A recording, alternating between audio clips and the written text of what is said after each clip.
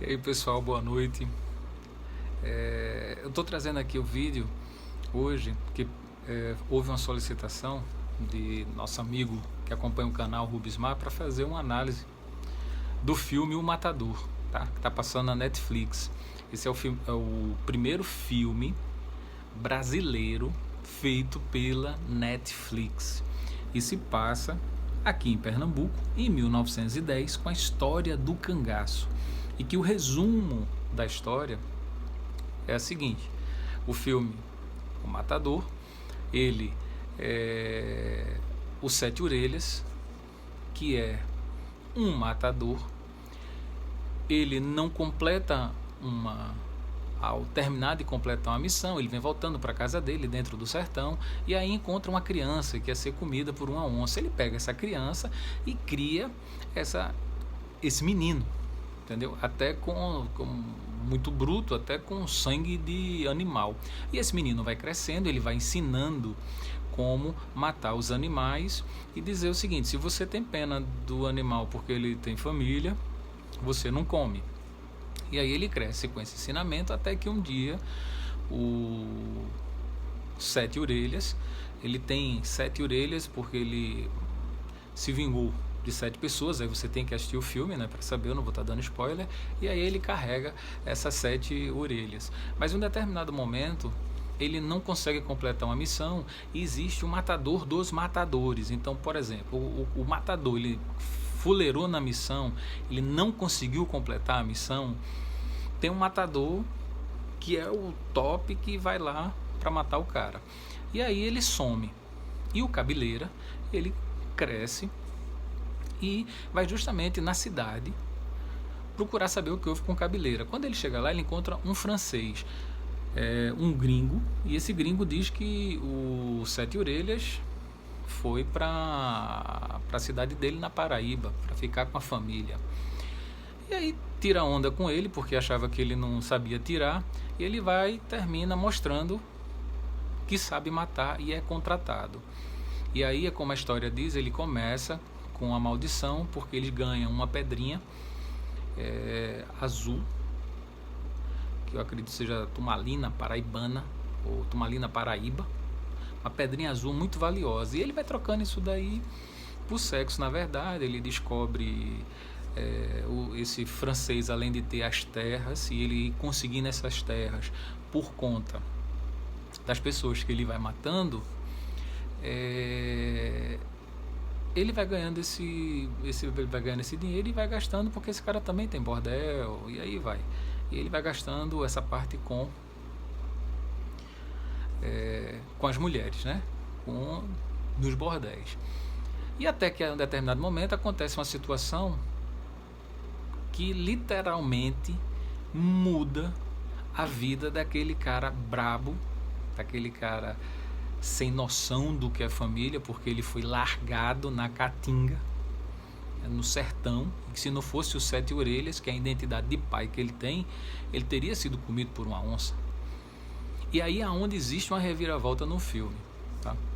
E dentro dessa reviravolta, a gente vai conhecer também outro matador, que é justamente o gringo, que é o matador dos matadores, e aí tem esse confronto. O que é fantástico no filme é que o diretor, o Marcelo Galvão, ele realmente fez uma pesquisa do cangaço, tá?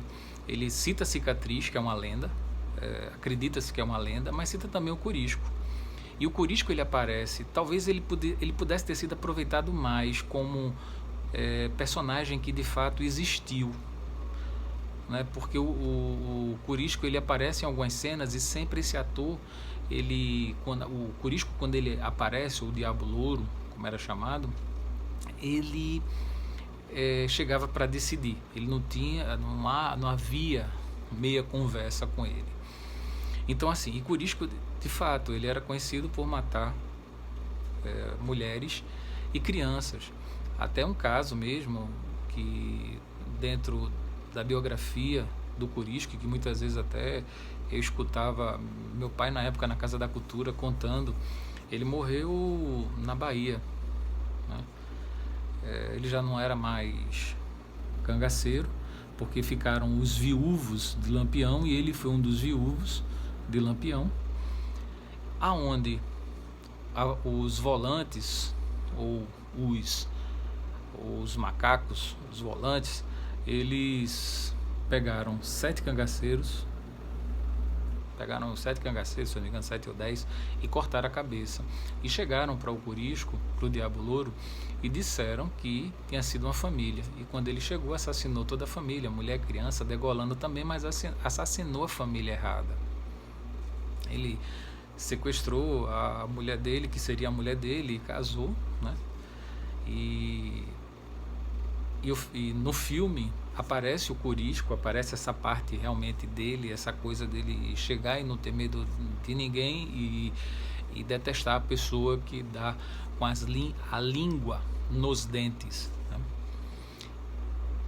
E essa é uma história do cangaço que se passa em 1910 em Pernambuco. Então o ponto positivo realmente foi isso daí. Algumas cenas, como o gringo, a cena inicial do gringo perseguindo pela Caatinga o Cabeleira, e algumas partes do filme ele me lembrou Glauber Rocha, no filme Deus e o Diabo na Terra do Sol. Às vezes Glauber Rocha ele fazia aquele close na hora que o cangaceiro, o vaqueiro estava correndo, no caso, o cangaceiro, no caso, né, que o vaqueiro é uma outra coisa, mas o cangaceiro ele dava aquele close, tá? Outra coisa também super positiva é o personagem do Diogo Morgado, ele que é um ator português. Se vocês, na hora que eu fiquei assistindo, eu me lembro desse cara, eu me lembro desse ator. Ele ganhou até um prêmio ele fez A Vida de Jesus, se eu não me engano é de 2014 a de 2015, tá? Em que ele ganhou um prêmio, ele já é um prêmio internacional, então é um ator que já é tarimbado, e ele, como o Cabeleira, ele tá show, até a forma dele andar, aquela forma truculenta, daquele cara assim, como se criado realmente como se fosse um bicho, e a única coisa que ele sabe é matar. Outra grata surpresa é Paulo Gorgulho. Fazia tempo que eu não vi, e ele interpreta uma parte de vingança, porque o Corisco, ele chega na fazenda dele e mata a mulher, mata o filho, e ele sai matando todo mundo. Então ele toma aquele rompante assim, como se fosse um dos macacos ou um dos policiais, e sai atrás mesmo e sai pintando horrores. Então é um filme realmente que ele lembra muito até porque a leitura da época era o cordel. Há uma narrativa de cordel, da literatura de cordel, e isso é muito bonito. Então assim, eu particularmente eu fiquei feliz que realmente houve uma pesquisa sobre um cangaço. Os atores que se destacaram, todos eles, tanto o Diogo Morgado na sua interpretação, que é um ator internacional, já fez CSI e já fez principalmente o filme A Vida de Jesus, que eu assisti e que ele ganhou um prêmio na época,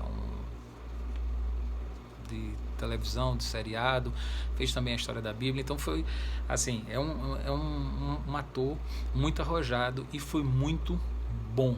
Paulo Gorgulho também, um show de interpretação, aquela dor na hora que ele vê a família massacrada, então ele passa aquilo ali, você sente, é um filme visceral e que você sente literalmente as dores, a morte, a injustiça, quando você não podia ficar calado que você, com o que estava errado, mas que você era punido por isso e era punido com a morte. Então assim, eu